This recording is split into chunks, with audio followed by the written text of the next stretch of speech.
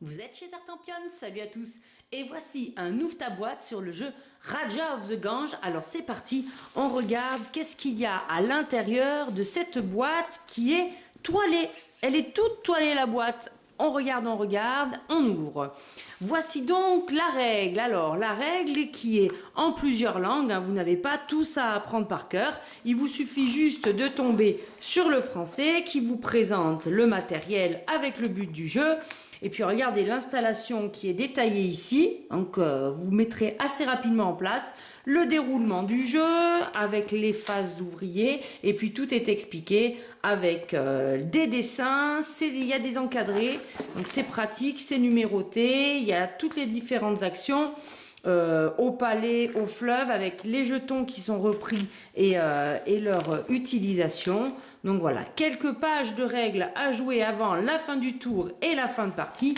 Et puis voilà, tout est expliqué. Vous avez même des variantes sur 2 pages qui sont possibles. Alors on garde les règles à côté. Et puis on a ici une planche, vous voyez, c'est de qualité puisque ça se dépunch tout seul. Donc ça sera votre plateau individuel avec des cases. Voilà, donc différents lieux. Et il est, alors attendez, vous voyez, il est recto verso.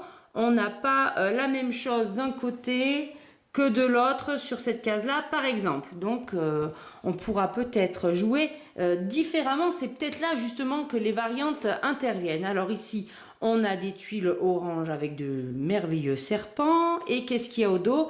Des chemins avec des cubes, des chiffres de ressources, en veux-tu en voilà, des palais, des chemins qui se croisent ou qui ont un certain sens, avec 2 petits jetons également.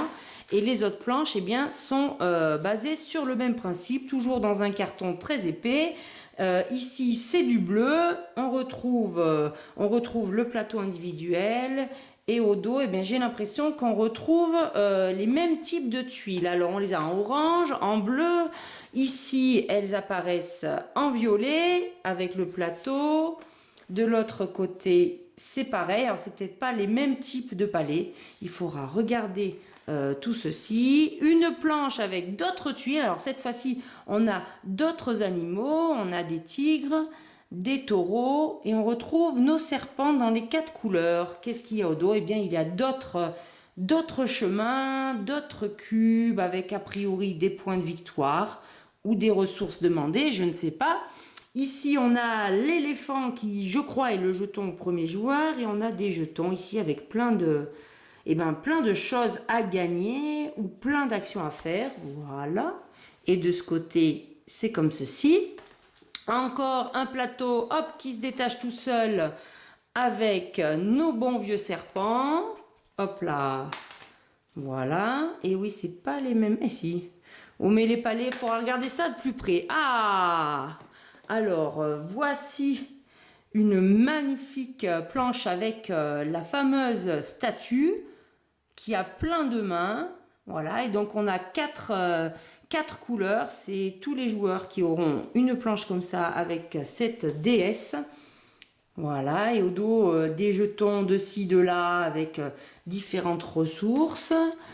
Encore, oui, il y a du matériel. Hein. Encore une planche de tuiles de différentes couleurs qui vont nous donner, je vous le donne en mille, oui, plein de chemins. Plein de chemins avec plein de points, plein de ressources, plein de palais. Voilà, il y a un petit peu de tout. Hein, ça va jusqu'à 10, 8, 7, 8, 9, 10. Voilà, le plateau de jeu. Alors ça, c'est pratique. Il y a l'emplacement pour pouvoir le sortir facilement. Ça, c'est bien fait. On le déplie et il a l'air recto verso. Alors, oui, c'est bien le cas. Donc, vous voyez, alors tout autour, on a plein de pistes. Parce que je crois qu'il y a des pistes de points, mais aussi des pistes de valeur, de courage.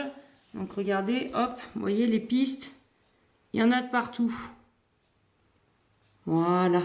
Donc tout autour du plateau de jeu, plusieurs pistes et différents endroits pour faire ces actions sur le plateau. Donc dans les palais, il y en a un petit peu de partout.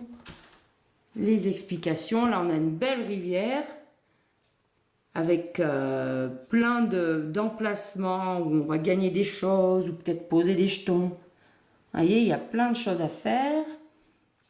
Un port, des zones de le village, des zones de construction. Regardez, il y a des treuils qui remontent des pierres et là une belle cité. Une belle cité, tiens d'ailleurs c'est ces dessins-là qu'on avait sur les tuiles tout à l'heure. On les retrouve. Et puis là, 4 emplacements, je pense que ça sera pour chacun des joueurs ou chacun des types de palais. Et de l'autre côté du plateau de jeu, on a sensiblement la même chose, mais c'est juste qu'il n'y a pas les mêmes chiffres, ça ne sera pas pour le même nombre de joueurs. Il faudra regarder les règles attentivement pour pouvoir expliquer tout ceci. Et encore du matériel à l'intérieur de la boîte. Alors, ce qui est très sympa, c'est toujours un sachet qui est rempli de sachets. Très pratique pour tout trier les jetons qu'on a vus tout à l'heure. Ici, on a un sachet avec plein de petits cubes en bois. Donc on a les 4 couleurs des 4 joueurs, vert, jaune, rouge et bleu.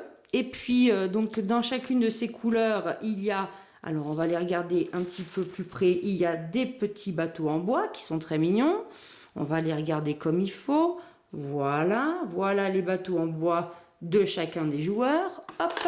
Ensuite on a des disques, donc je pense qu'ils nous permettront de marquer chacun de nos joueurs sur une échelle.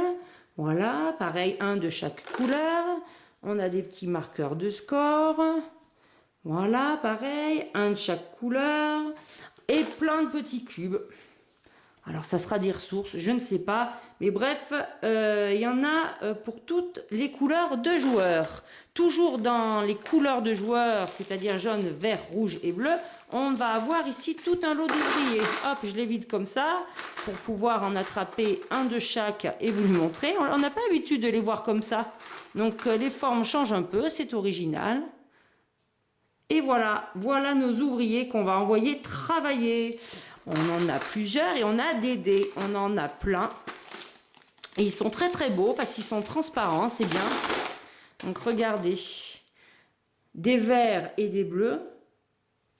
Transparents ou translucides, je ne sais pas exactement. Mais enfin, c'est très joli. Voilà. Et puis on a les mêmes choses dans 2 autres couleurs, en orange et en violet. Et regardez-moi ça, si on met les 4 couleurs en même temps, si c'est pas joli. C'est joli, hein, tout ça, hein. Je sens qu'on va rager après ces dés s'ils ne nous donnent pas les chiffres qu'on veut avoir exactement. Eh bien, écoutez, voilà pour le matériel riche de Raja of the Gange. Maintenant, il va falloir lire les règles et surtout y jouer. En attendant, je vous dis, amusez-vous bien.